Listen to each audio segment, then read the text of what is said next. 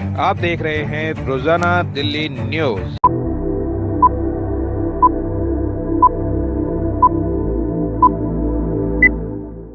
आदरणीय श्रीमती प्रियंका गांधी जी महासचिव अखिल भारतीय कांग्रेस कमेटी को कि आके अपना संबोधन दें।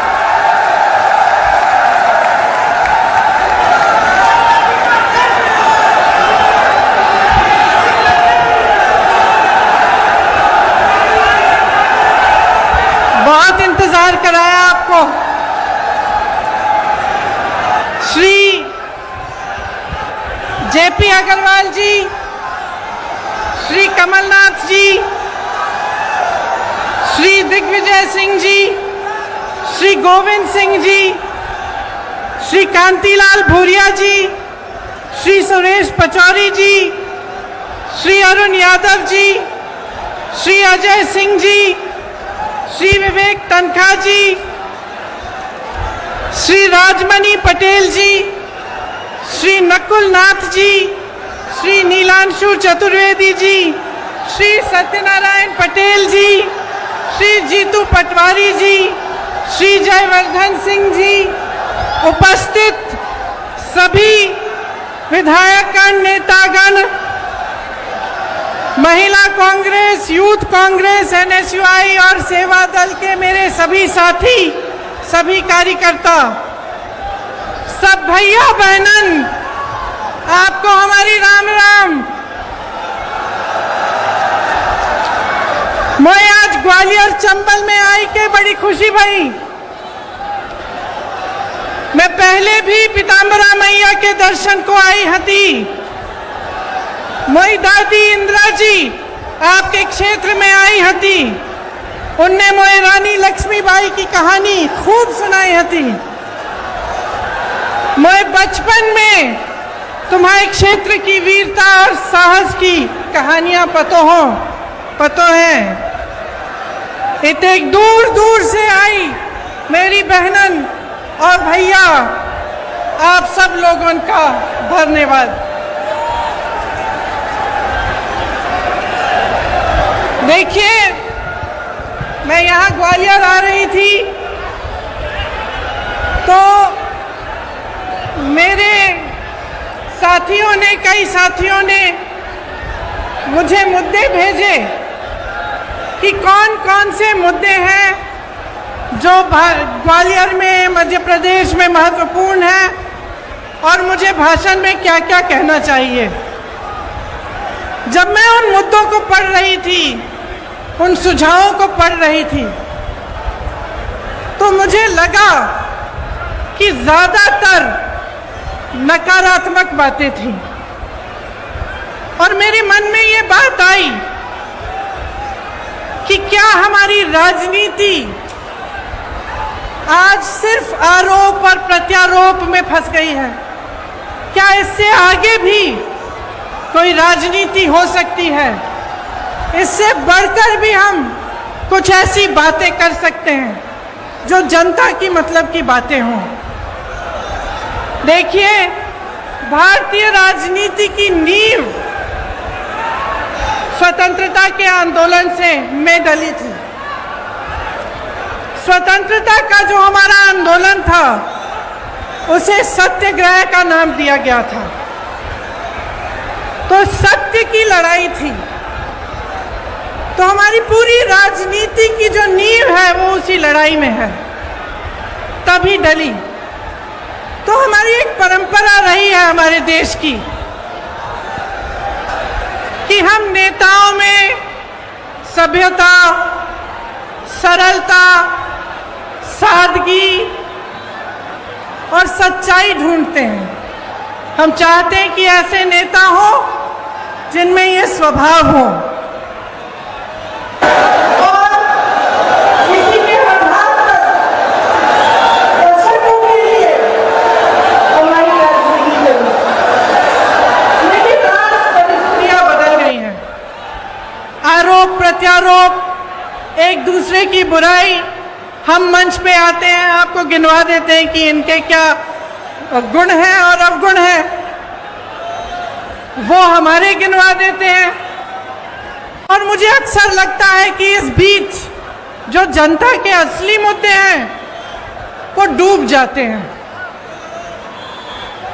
आजकल शोहरत, बड़े बड़े बिजनेस वालों को देश की संपत्ति सौंपने की राजनीति, अहंकार की राजनीति चलती है।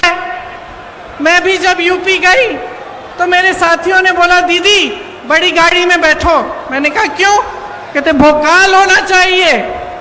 तो आजकल भोकाल की राजनीति है, शान शोहरत की राजनीति है, और कहीं पे बीच में जो जनता की समस्याएं हैं, जो सत्य है इस देश का, वो डूब रहा है। यहां खड़े होकर ये कहना बहुत आसान है, दूसरों की आलोचना करना बहुत आसान है। आखिर राजनीतिक सभ्यता को कायम रखने की सबसे बड़ी जिम्मेदारी किसकी होती है? प्रधानमंत्री की ही होती है। लेकिन 2 दिनों पहले की बात है, विपक्ष की बहुत बड़ी मीटिंग हुई। तमाम विपक्षी दल के बड़े बड़े वरिष्ठ नेता आए। उसी दिन या अगले दिन प्रधानमंत्री जी का एक बयान आया, और इस बयान में उन्होंने कहा कि जितनी भी विपक्ष के नेता हैं, जितने भी विपक्ष की पार्टियां हैं, एक झटके में प्रधानमंत्री जी ने जैसे सब धान 22 पसेरी सबको चोर बोल डाला। इतने वरिष्ठ नेता, अपने अपने प्रदेशों के प्रतिनिधि, बड़ी बड़ी पार्टियों के नेता, जिन्होंने आजीवन देश के लिए संघर्ष किया, जिनका देश प्रदेश में आदर है, जो जनता के मुद्दे उठा कर आगे बढ़े राजनीति में, उनका इस तरह का अपमान प्रधानमंत्री जी ने खुद कर दिया।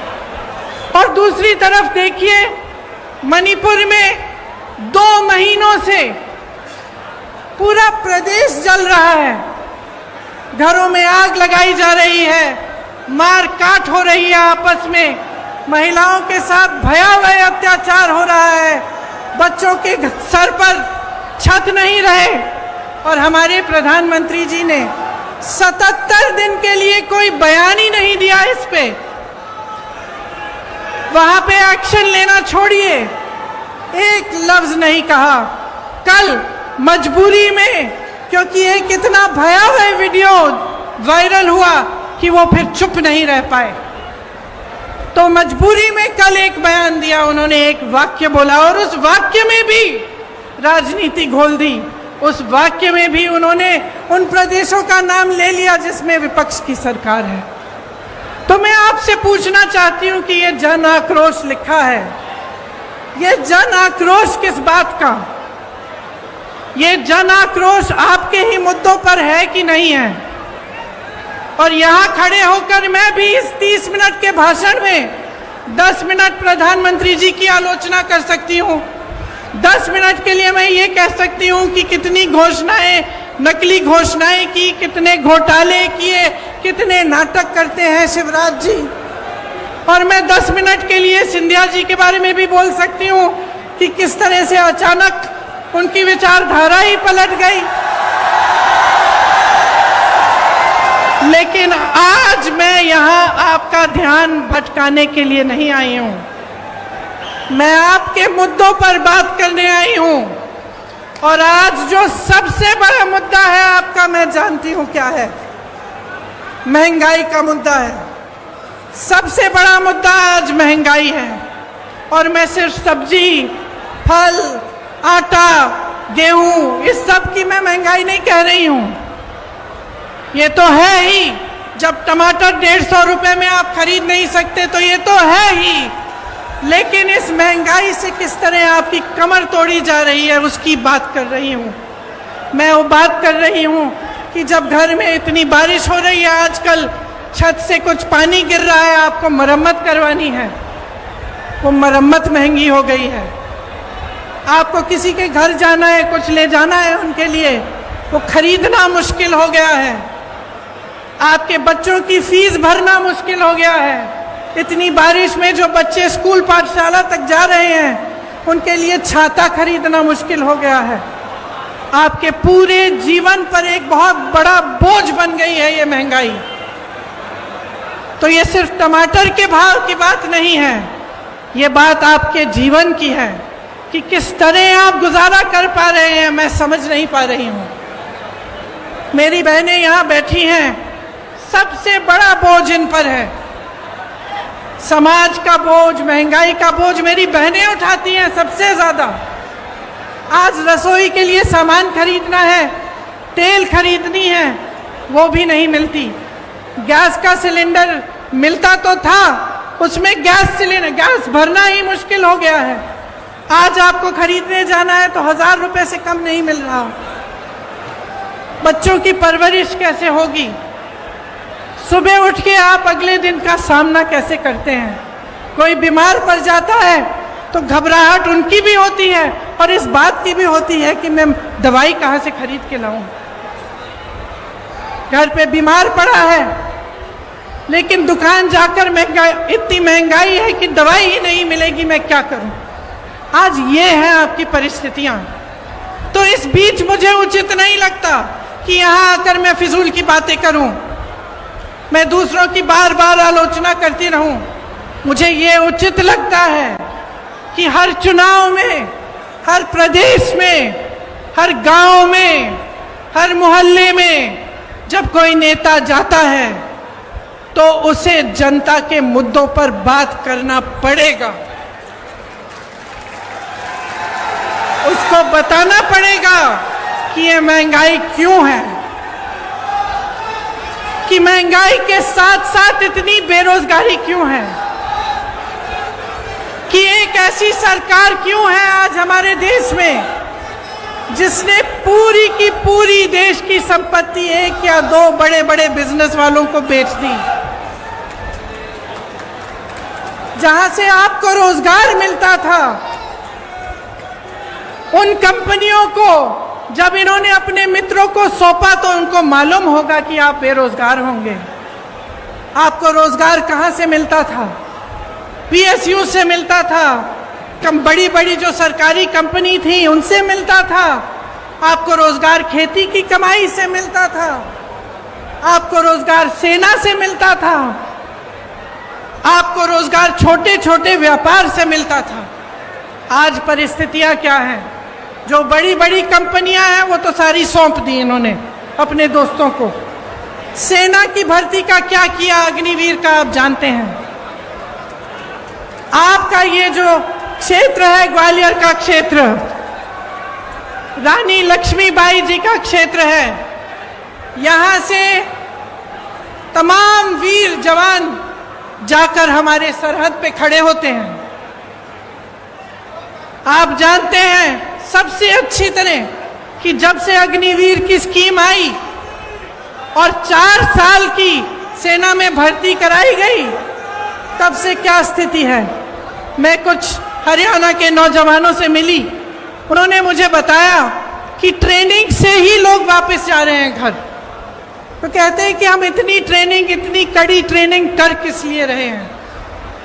हम इतनी कड़ी ट्रेनिंग इसलिए कर रहे हैं कि 4 साल बाद हम बेरोजगार होकर वापस आ जाएं। और जब घर आएंगे तो सरकार ने ये परिस्थितियां बना दी हैं कि घर पे भी किसानी से चाहे जितनी भी मेहनत कर लो, इतनी महंगाई है, इतनी मुश्किलें हैं कि किसानी से भी नहीं कमा पाएंगे। तो घर आकर क्या करेंगे? वहाँ भर्ती के लिए तमाम नौजवान पढ़ाई करते हैं, माँ बाप मेहनत की कमाई से उनके लिए पैसे इकट्ठे करते हैं। कोई 10,000 के ट्यूशन, कोई 20,000 के ट्यूशन करता है। और फिर देखिए पटवारी के इम्तिहान में किस तरह से घोटाला हो गया। तो इन चीजों का समाधान क्या है? आज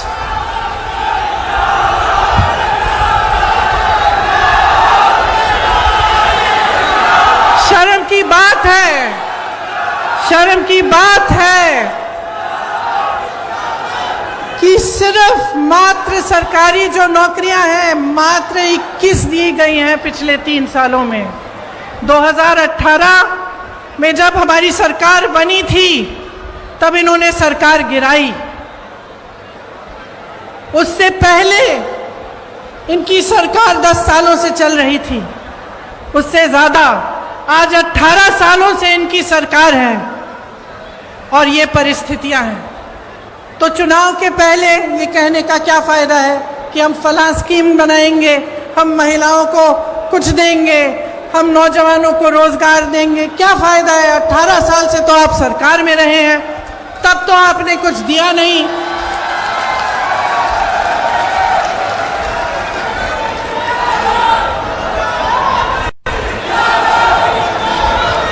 तो ये परिस्थितियां हैं, ये सच्चाई है। आपके मुद्दे क्या हैं? महंगाई है, बेरोजगारी है। जिस तरह से ये घोटाले पे घोटाला होता जा रहा है, जिसकी बड़ी लंबी लिस्ट है यहाँ मेरे पास, निकालते हूँ क्योंकि इतनी लंबी है कि इतने सारे याद भी नहीं रह पाते। खैर, निकाल के बाद मैं बताऊंगी, दिख नहीं रही। तो इन्होंने इतने सारे घोटाले किए, कुछ नहीं छोड़ा, सड़कें नहीं छोड़ी, कुछ नहीं छोड़ा, भगवान की मूर्तियां नहीं छोड़ी महाकाल में।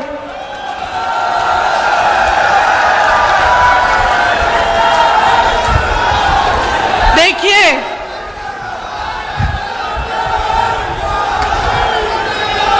एक बात है, देखिए, 2 बातें।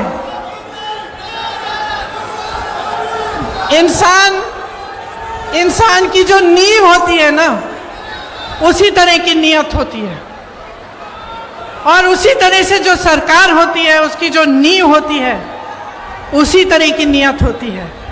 ये जो सरकार इन्होंने हमारी सरकार गिरा के बनाई, इसकी नींव ही गलत थी। पैसों से खरीदी सरकार है। तो इसकी नियत, इसका नतीजा क्या है कि इसकी नियत ही खराब है।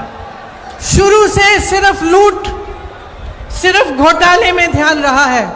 ऊपर से 18 साल से सरकार चली आ रही है। अब आप बताइए, 18 सालों के लिए जिसके पास सत्ता होती है उसको क्या होता है?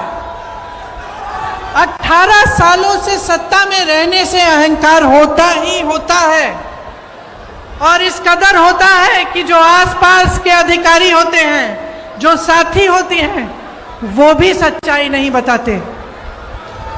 तो 18 सालों में नेताओं की ये आदत अक्सर हो जाती है कि वो सोचने लगते हैं कि सत्ता तो हमेशा ही उनके साथ रहेगी, और जब हमेशा सत्ता साथ रहेगी तो काम करने की क्या जरूरत है भैया? कोई पूछने वाला तो है नहीं। जब समय आएगा ध्यान भटका देंगे, जब समय आएगा दूसरी बातें कर लेंगे जिससे जनता के जज्बात जुड़े हुए हैं। फिर से जनता भूल जाएगी कि महंगाई है, जनता भूल जाएगी कि बेरोजगारी से मर रही है, जनता भूल जाएगी कि किसान खेती नहीं कर पा रहा, कुछ खरीद नहीं पा रहा, पेट्रोल डीजल के दाम इतने बढ़ गए हैं, और फिर से हमें वोट मिल जाएगा। 18 क्या 5 साल और हम सत्ता में रहेंगे, हमें कुछ करने की जरूरत नहीं है। और आज मध्य प्रदेश में यही परिस्थितियां हैं। सत्ता की वजह से अहंकार है, सत्ता की वजह से आलस है, और सुन लीजिए, सत्ता का स्वभाव है कि वो इंसान की भी असलियत उभार देती है। ये सत्ता का स्वभाव है। आप सत्ता को एक नेक इंसान के हाथ में दो, वो भलाई करेगा, आपकी सेवा करेगा। आप सत्ता को गलत इंसान के हाथों में दे दो तो इसी तरह की लूट मचेगी जो आपके प्रदेश में आज मच रही है।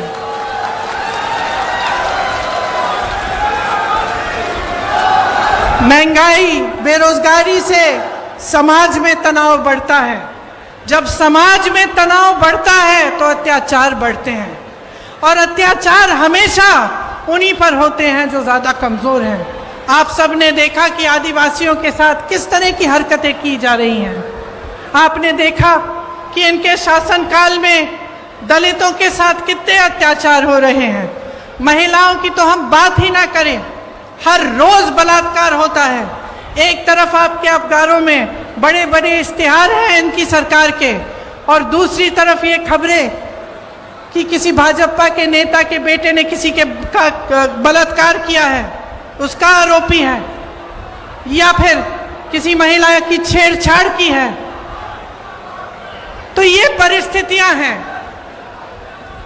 अब आपको समझाना जरूरी भी है, लेकिन मैं जानती हूं कि सबसे ज्यादा विवेक जनता में होता है, सबसे ज्यादा। और मेरी समझ यह है कि जनता कभी गलत निर्णय नहीं लेती। जो भी निर्णय है उसका आदर लोकतंत्र को करना पड़ता है। तो अब समय आ गया है कि आप अपने लिए, अपने भविष्य के लिए एक बहुत बड़ा निर्णय करने वाले हैं।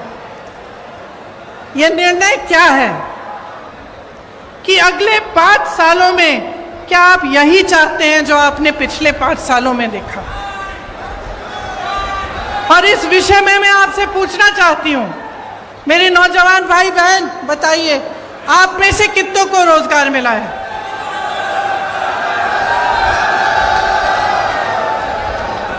मेरे किसान भाई बहन यहां हैं, आपकी जिंदगी बेहतर हुई है कि नहीं? नहीं हुई? 5 सालों में आपकी तरक्की हुई है कि नहीं? यहां व्यापारी होंगे, छोटे दुकानदार वाले भी होंगे, रेहड़ी पटरी वाले भी होंगे। क्या आपके जीवन में तरक्की आई है कि नहीं? आप कितनी मेहनत से कमाते हैं, कुछ नहीं बचता आपके पास।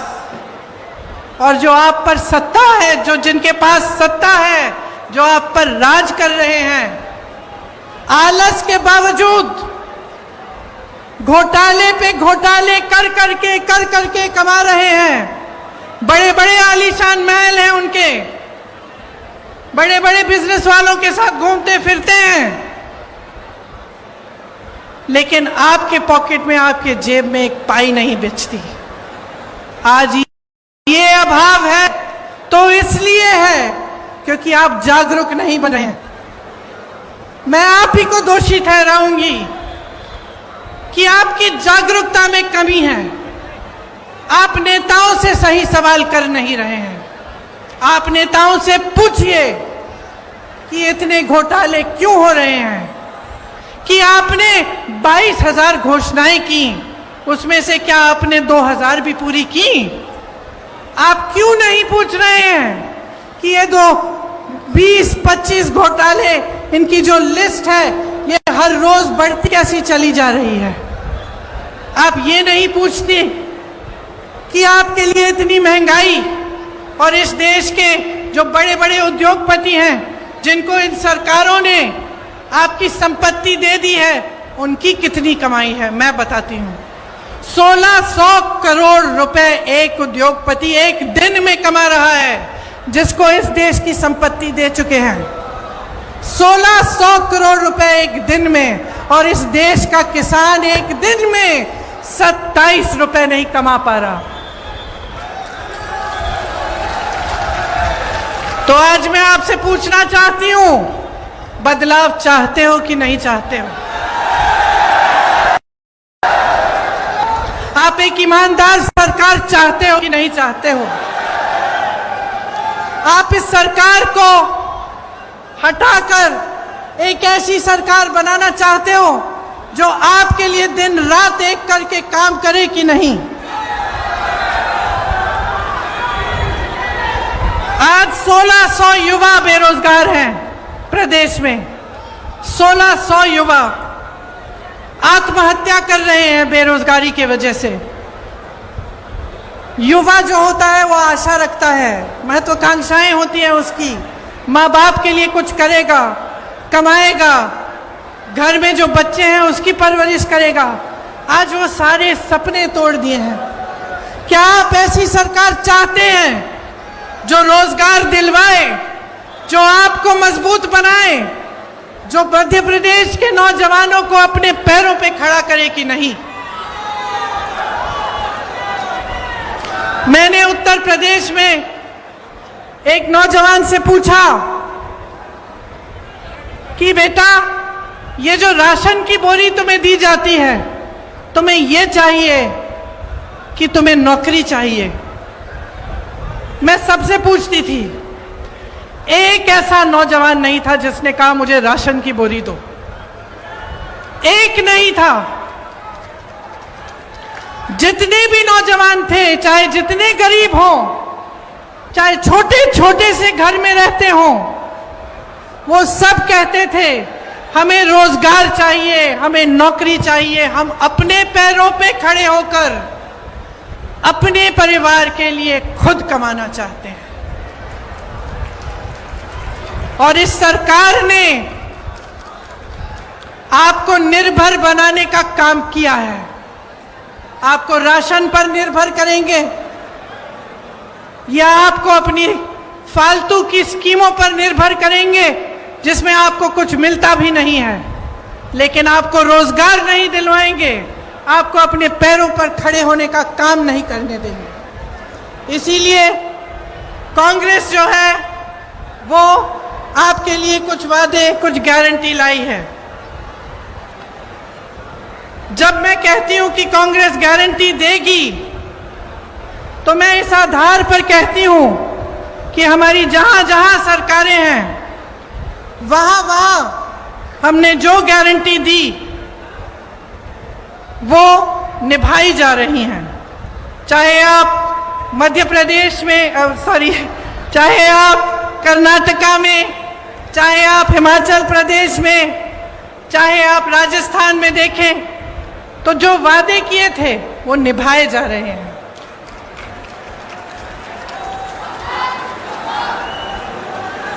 राजस्थान में, छत्तीसगढ़ में, हिमाचल प्रदेश में पुरानी पेंशन की स्कीम लागू है।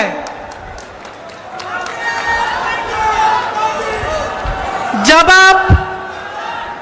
आप सरकारी नौकरी लेने जाते हैं तो उसमें सबसे बड़ी चीज क्या होती है? जीवन के लिए सुरक्षा। मतलब कि नौकरी 20-25 साल नौकरी करने के बाद आपको पेंशन मिलेगा, आपको एक सहारा मिलेगा। वो सहारा आज नहीं मिलता सरकारी कर्मचारियों को।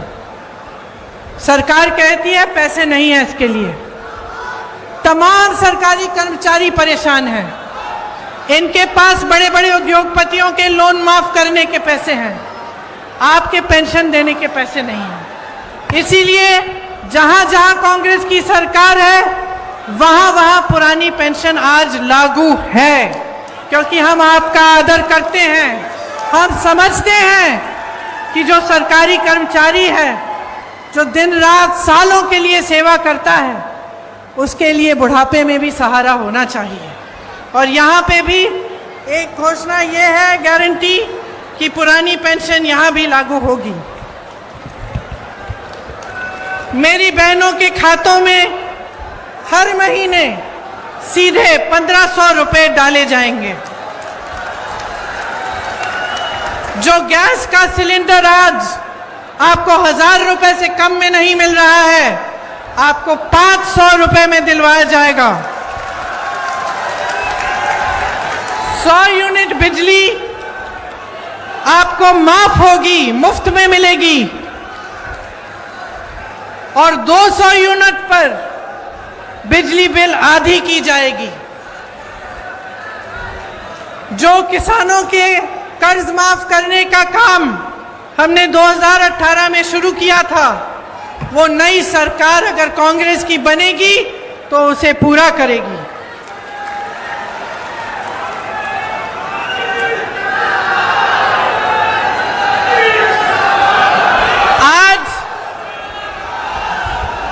आज छत्तीसगढ़ में कांग्रेस की सरकार है, 2600 रुपए धान मिल रहा है।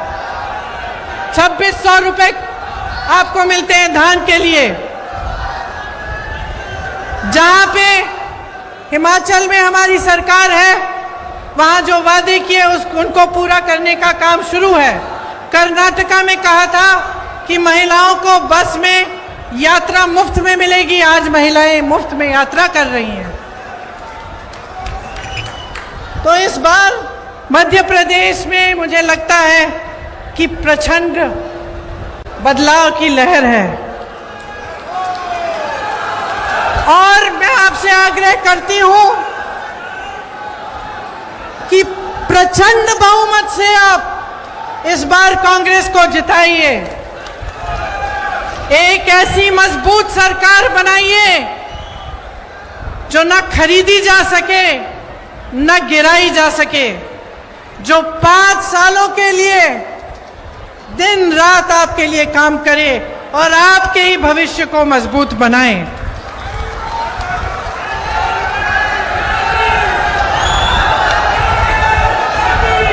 एक ऐसी राजनीति लाइए अपने प्रदेश में जो आपके भविष्य को मजबूत बनाने के लिए आपकी समस्याओं को सुलझाने का काम करे। आपकी जितनी भी छोटी छोटी समस्याएं हैं और जितनी बड़ी समस्याओं से आप जूझ रहे हैं उनको सुलझाने का काम पहले दिन से शुरू होना चाहिए। और कमलनाथ जी से मैं अपनी तरफ से एक छोटी सी मांग अपनी तरफ से भी करना चाहती हूँ। अभी रास्ते में मैं यहाँ आ रही थी तो कुछ मुझे दिव्यांग लोग मिले। उन्होंने कहा कि उनका पेंशन सिर्फ मात्र 600 रुपये है।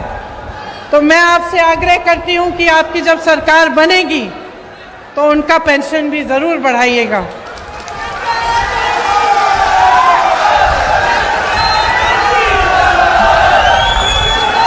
देखिए, ये ग्वालियर चंबल की धरती है।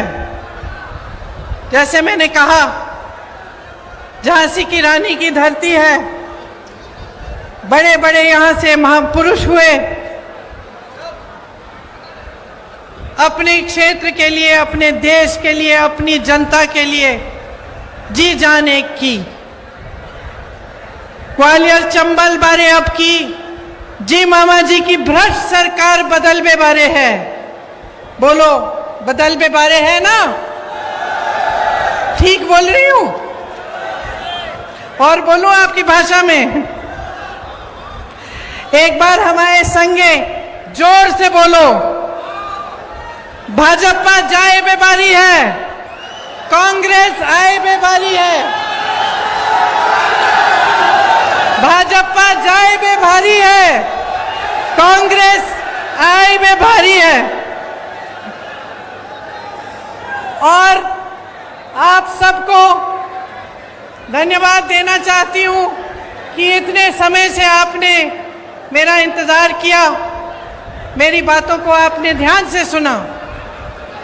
मैं आशा रखती हूँ कि आप इन बातों को भूलेंगे नहीं और चाहे जिस भी पार्टी का नेता आपके सामने आए, मंच पे खड़ा हो, आप उससे ये ज़रूर पूछिए कि आपके मुद्दों पे बात करें और आपके लिए वो क्या करेंगे। तो आप सबको बहुत बहुत धन्यवाद। जय हिंद।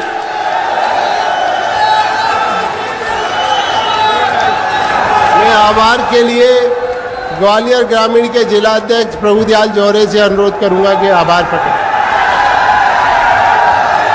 हमारी श्रीमती प्रियंका गांधी साहब, श्री कमलनाथ जी, श्री दिग्विजय सिंह जी, श्री जेपी अग्रवाल जी, श्री गोविंद सिंह जी, जो संचालन करें अशोक सिंह जी, ग्वालियर चंबल संभाग में जनमानस के जन सैलाब ने आदरणीय प्रियंका गांधी जी के आपके सामने शपथ ली है कि जिन्होंने 1857, 1968 और 2002 देश के साथ दगा किया। बहुत बहुत धन्यवाद। आप सब लोग आए।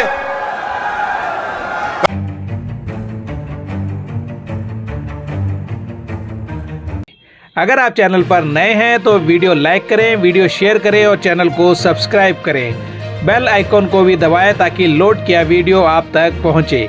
अपने इलाके की न्यूज़ चैनल पर दिखाने के लिए 9999306595 पर अपना वीडियो संदेश के साथ भेजें।